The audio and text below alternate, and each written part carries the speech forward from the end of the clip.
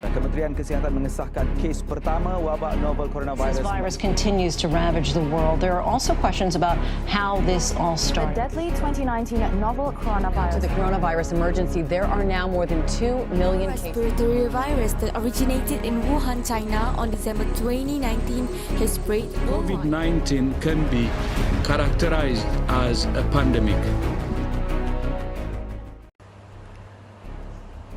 Hi, Assalamualaikum. So I'm going to give a short brief on how did COVID-19 become pandemic all over the world.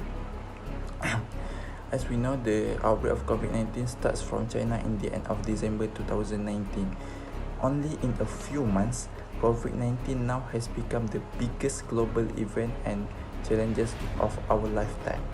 COVID-19 has given an impact on all sectors in the world, including industry sectors and also education sectors as well. Okay, so I'm going to share the timeline and what actually happened in the coronavirus or COVID-19 cases. On the 31st December of 2019, Wuhan Municipal Health Commission in China reported a cluster of cases of pneumonia in Wuhan. A novel of coronavirus was actually identified on that day. Later on 1st January of 2020, WHO had set up the IMSD, which is mean Incident Management Support Team across the 3 levels of the organization, which are the headquarters, regional headquarters, and also country level, and put the organization on an emergency footing for dealing with the outbreak. On the 4th January, WHO reported on social media that there was a cluster of pneumonia cases with no deaths in Wuhan. On 5th January, WHO published our first disease outbreak news on the virus.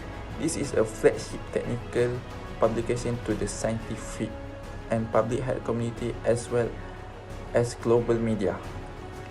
It contained a risk assessment and advice and reported on what China has told the organization about the status of patients and the public health response on the cluster of pneumonia cases in Wuhan.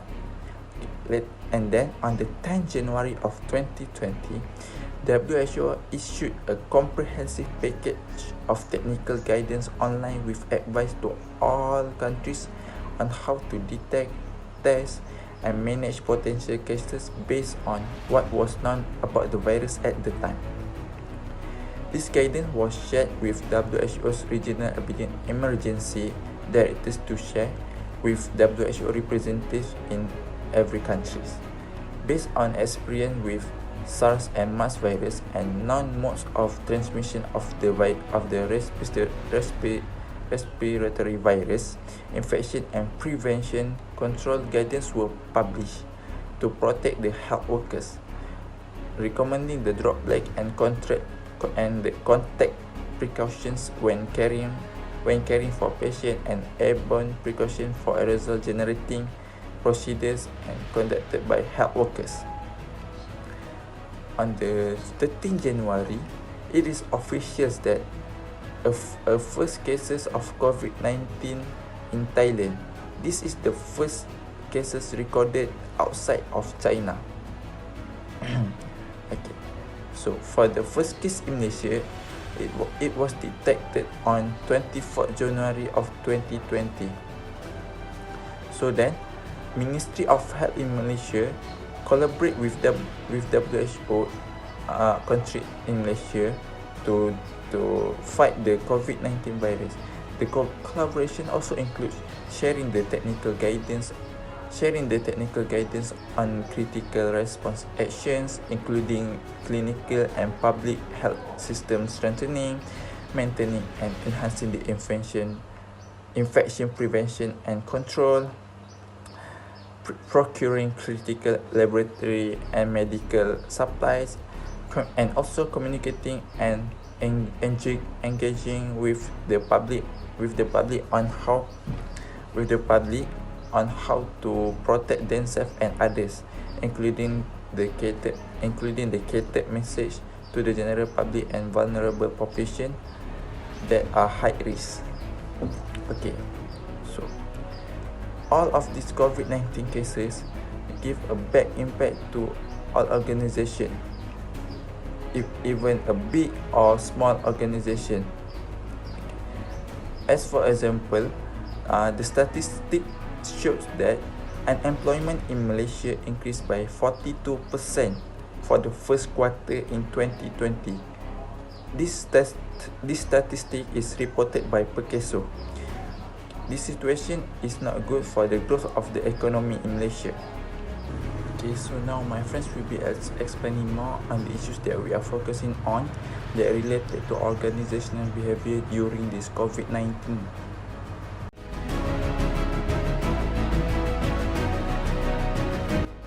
So, for the main content that I will brought to you is about the work stress. So, the COVID-19 virus is triggering stress, causing varying reactions like sadness, confusion, worry and fear in society. All kinds of stress make people assume that there will be shortage of food and necessities. People are also suffering as they are far from family and friends. Some fear losing their job, others worry about having to close their business. Those who receive daily wages wonder whether they can survive.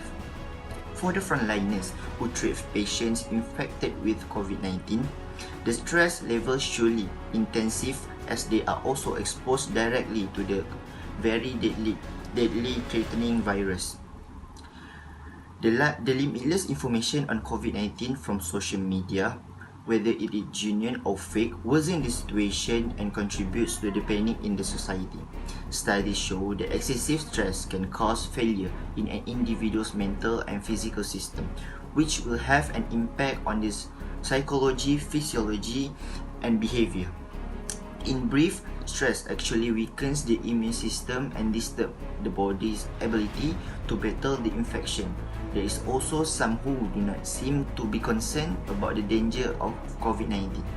They will also trigger stress in other people. To deal with these people, there is some tougher method to be used as their behavior can be changed only by fines and punishment.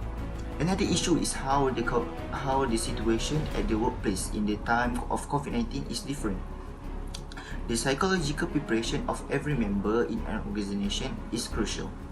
It involves how individuals in the group perceive those outside the group.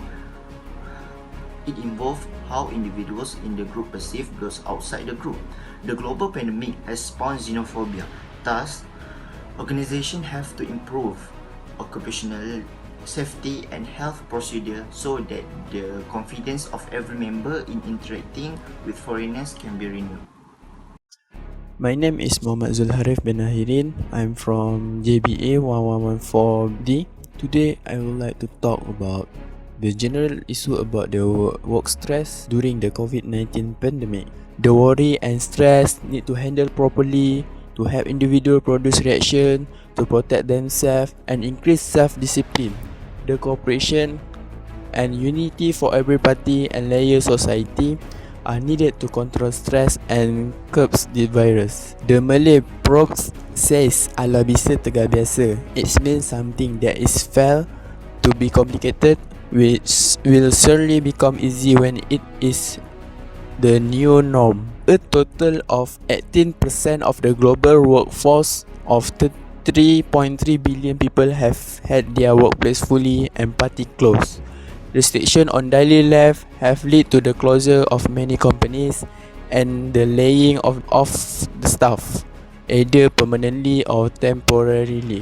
The International Labour Organization (ILO), an agency the United Nations, has been looking at the global impact with a series of charts. The working show the global scale of the impact of the coronavirus outbreak. Nearly 200 million people could end up out of work. The outbreak is expected to wipe out 6.7% of working hours across the world during the second quarter of 2020. This is equivalent of 195 million full-time workers losing their job. This pandemic is causing people to feel anxious, distresses, of worry, fear of controlling the virus, of family becoming sickness, and stress and anxiety related to isolation and quarantine measure, distress about separation with family member, fear of longer-term impact of the global disruption among the other reasons in war zone. Nearly 7 in 10 workers claim the coronavirus pandemic is the most stressful time of the professional career. Even more than major events like 9/11 and the 2008 Great Recession, according to the mental health provider Ginger. Even demography including adults over the age 55 rate COVID-19 as the most stressful time. Overall, 88% of the workers reported experiencing moderate to extreme stress over the past 4 until 6 weeks. Employee stress has a big impact on the workforce. Stressed out workers are typically less productive and more distracted and tend to experience higher rates of illness. Workers were already stressed before the pandemic, but the current situation is causing unprecedented level of concern.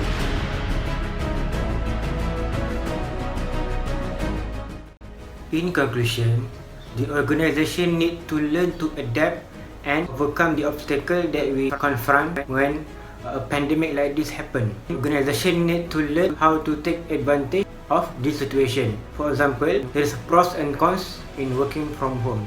For example, like flexibility. The workers can organize their time and tasks according to their personal wishes and needs. For example, if they better perform in the evening, they can stay until late evening and wake up whenever they want. Otherwise, if they are more productive in the morning, they can start their work day earlier.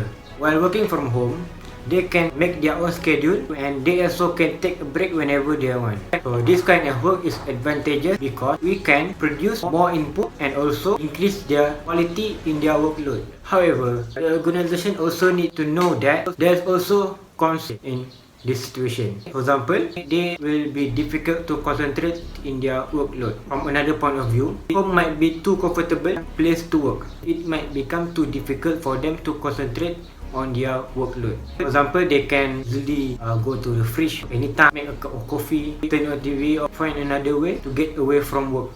This is where the organization need to adapt. They need to discipline the workers by setting a time when to submit their work. In conclusion, the organization need to think fast and need to adapt with the situation to remain the quality of work and the input from the worker. That's all from us. Thank you.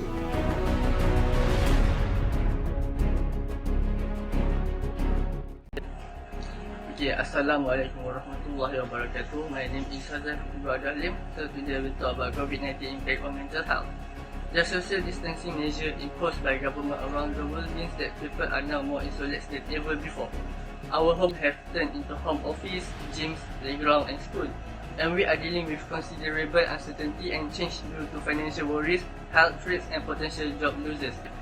Against this backdrop, it is unsurprising that many of us are experiencing high level of uncertainty, worry and stress, while those with pre-existing mental health conditions such as depression, anxiety, obsessive compulsive disorder may find that these are being exacerbated by the current condition. In the employment context, while most of us are used to sending emails to communicate across multiple time zones, we had to adapt suddenly to video conference and similar technology instead of face-to-face contact. While us of these tools are allow employees to maintain output and engagement level, remote working for some may have resulted in longer working hours and blurring the boundaries between professional and personal life. The closure of school means that working parents may be struggling to balance their work and family obligation, while junior employers may find the guidance and teamwork available in the face-to-face condition difficult to replicate in the virtual world.